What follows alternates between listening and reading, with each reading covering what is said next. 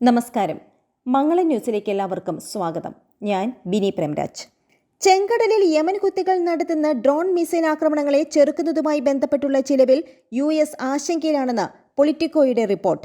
Houthi ആക്രമണങ്ങളെ തടയുന്നതുമായി ബന്ധപ്പെട്ട് ചിലവ് വർദ്ധിച്ചു വരുന്നതിൽ പെന്റഗൺ ഉദ്യോഗസ്ഥർ ആശങ്ക രേഖപ്പെടുത്തിയിട്ടുണ്ടെന്നാണ് പൊളിറ്റിക്കോയുടെ റിപ്പോർട്ട്. കപ്പലുകളുടെ സുരക്ഷയെക്കുറിച്ചുള്ള ആശങ്കകൾ ചൂണ്ടിക്കാട്ടി നിരവധി പ്രമുഖ ചരക്ക് കമ്പനികൾ ചെങ്കടൽ വഴിയുള്ള യാത്ര നിർത്തിവെച്ചതിന് പിന്നാലെയാണ് ഇത്തരമൊരു റിപ്പോർട്ട് പുറത്തുവരുന്നത്. ഇസ്രായേൽ ഹമാസ് സംഘർഷം രൂക്ഷമായ സാഹചര്യത്തിലായിരുന്നു ചെങ്കടലിൽ ഹൂത്തികൾ കപ്പലുകൾക്ക് നേരെ ആക്രമണം അഴിച്ചുവിട്ടത്. കഴിഞ്ഞ 2 മാസത്തിനിടെ ചെങ്കടലിന് മുകളിലൂടെ പറന്ന ഹൂത്തികളുടെ 38 ഡ്രോണുകളും നിരവധി മിസൈലുകളും US നാവികസേന വെടിവെച്ചിട്ടതായി US പ്രതിരോധ വകുപ്പ് അറിയിച്ചിരുന്നു. ശനിയാഴ്ച മാത്രം യമൻ വിക്ഷേപിച്ചതായി സംശയിക്കുന്ന 14 ഡ്രോണുകളാണ് US ഡിസ്ട്രോയറായ USS കാർണി വെടിവെച്ചിട്ടത്. US നാവികസേനയുടെ ഉപരിതല ആകാശ മിസൈലുകൾ ഉപയോഗിക്കുന്നതിനുള്ള ചെലവ് വർദ്ധിച്ചു വരുന്നതായി പ്രതിരോധ വകുപ്പിൽ നിന്നുമുള്ള സ്രോതസ്സുകളെ ഉദ്ധരിച്ച് പൊളിറ്റിക്കോ റിപ്പോർട്ട് ചെയ്യുന്നു. ഓരോ യുദ്ധോപകരണങ്ങൾക്കും ഹൂത്തികൾ ഉപയോഗിക്കുന്ന ഡ്രോണുകളേക്കാൾ 1000 മടങ്ങ് വിലയുള്ളതായാണ് കണക്കാക്കപ്പെടുന്നത്. ഇതൊരു പ്രശ്നമായി മാറിക്കൊണ്ടിരിക്കുകയാണ്. കാരണം മിസൈലുകളും ഡ്രോണുകളും ഞങ്ങൾ വെടിവെച്ചിട്ടാലും വിജയം അവർക്ക് തന്നെയാണ്. സാഹചര്യം അവർക്ക് അനുകൂലമാണ്. അവർ ഉപയോഗിക്കുന്ന യുദ്ധോപകരണങ്ങൾക്ക് അനുസൃതമായി വില കുറഞ്ഞ സംവിധാനങ്ങൾ കൂടുതൽ ഉപയോഗിക്കുവാൻ USന് കഴിയേണ്ടതായുണ്ട്. അത്തരം സംവിധാനങ്ങൾ കണ്ടെത്തേണ്ടിയിരിക്കുന്നുവെന്ന് മുൻ US പ്രതിരോധ വകുപ്പ് ഉദ്യോഗസ്ഥനും CIA ഉദ്യോഗസ്ഥനുമായ മിക് മൾറോയ് പറഞ്ഞു. 92 മുതൽ 130 നോട്ടിക്കൽ മൈൽ വരെ ദൂരപരിധിയുള്ള സ്റ്റാൻഡേർഡ് മിസൈൽ 2 ആണ് ഹൂത്തികളുടെ ആക്രമണത്തെ നേരിടുവാൻ നിലവിൽ US ഉപയോഗിക്കുന്നത്. ഇതിൽ ഓരോന്നിനും $2.1 മില്യൺ ചിലവ് വരും. താരതമ്യേന ചിലവ് കുറഞ്ഞ എവോൾവ്ഡ് സീ സ്പാരോ മിസൈലുകൾ, എയർ ബർസ്റ്റ് റൗണ്ടുകൾ എന്നിവ ഉപയോഗിക്കാമെങ്കിലും ഇവയുടെ ദൂരപരിധി വളരെ പരിമിതമായിരിക്കുമെന്ന് പൊളിറ്റിക്കോയുടെ വൃത്തങ്ങൾ സൂചിപ്പിക്കുന്നു. ഹൂത്തികൾ നിലവിൽ USന്റെ സ്റ്റാൻഡേർഡ് മിസൈൽ 2വിനെതിരെ ആക്രമണം നടത്തുന്നുണ്ട്. അവർക്ക് കഴിയുന്നിടത്തോളം US മിസൈലുകൾ വെടിവെച്ചിടുന്നുണ്ട്.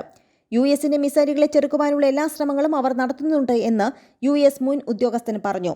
ഹൂത്തികളെ നേരിടുവാൻ USന് ഇപ്പോൾ ഉപയോഗിക്കുന്നതിനേക്കാൾ വില കുറഞ്ഞ മറ്റ് സാധ്യതകൾ ഉണ്ടെന്ന് തോന്നുന്നില്ല. സെന്റർ ഫോർ നേവൽ അനാലിസിസിന്റെ ഉപദേഷ്ടാവ് സാമുവൽ ബെൻഡറ്റ് പൊളിറ്റിക്കോയോട് പറഞ്ഞത് ഇപ്രകാരമാണ്. അതേസമയം ചെങ്കടലിൽ ഹൂത്തികൾ വിന്യസിച്ച ചാവേ ഡ്രോണുകൾക്ക് പരമാവധി $2000 ചിലവാകുമെന്നാണ് വിദഗ്ധർ കണക്കാക്കുന്നത്. ചെങ്കടലിലെ കപ്പലുകൾക്ക് നേരെയുള്ള വിമത ആക്രമണങ്ങളെ നേരിടുവാൻ ഒരു അന്താരാഷ്ട്ര നാവിക ദൗത്യസേന രൂപീകരിക്കുമെന്ന് US പ്രതിരോധ സെക്രട്ടറി ലോയിഡ് ഓസ്റ്റിൻ തിങ്കളാഴ്ച പ്രഖ്യാപിച്ചിരുന്നു. ഇതിന് പിന്നാലെ ഗസയിൽ ഇസ്രായേൽ നടത്തുന്ന വംശഹത്യ അവസാനിപ്പിക്കുന്നതുവരെ എന്ത് ത്യാഗം സഹിച്ചിട്ടായാലും വിമത ആക്രമണം അവസാനിപ്പിക്കില്ല എന്ന് ഹൂത്തി വക്താവ് മുഹമ്മദ് അൽ ബുവൈദി തൽ ട്വിറ്ററിൽ മറുപടി നൽകിയിരുന്നു. ഇസ്രായേൽ ആക്രമണത്തിൽ ഇതുവരെ 2000-ഓളം ഫലസ്തീനികൾ കൊല്ലപ്പെട്ടിട്ടുണ്ട്.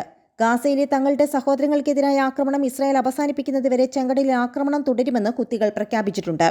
അതേസമയം അമേരിക്ക തുലയട്ടെ എന്ന മുദ്രാവാക്യം തങ്ങൾ വെറുതെ വിളിക്കുന്നതല്ല എന്നും തല ഉയർത്തിപ്പിടിച്ച് കാര്യം മനസ്സിലാക്കി തന്നെ വിളിക്കുന്നതാണെന്ന് യമനിലെ ഹൂത്തി വിമതരുടെ വക്താവ് യഹ്യ സിൻവർ വ്യക്തമാക്കി.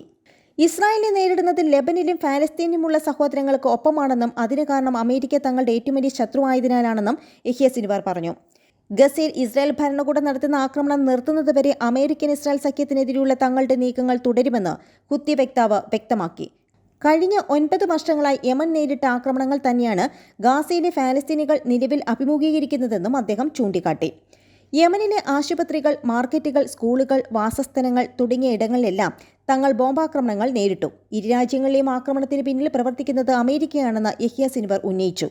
2 ഇടങ്ങളിലെയും ക്രൂരതകൾ ഒരേ അക്രമകാരിയുടേതാണെന്നും യമനികൾക്ക് നേരിടേണ്ടി വന്ന അതേ അമേരിക്കൻ ബോംബുകളാണ് ഫലസ്തീനികളുടെ മേൽ ഇന്ന് പതിക്കുന്നതെന്നും യഹ്യ സിൻവർ പറഞ്ഞു.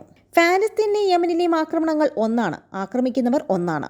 രണ്ടിന്റെയും നേതൃത്വം ഒന്നുതന്നെ. അമേരിക്കയാണ് യമനിലെയും ഗാസയിലെയും അതിക്രമങ്ങളെ നയിക്കുന്നത്. യഹ്യ സിൻവർ മാധ്യമങ്ങളോട് പറഞ്ഞ വാക്കുകളാണിത്.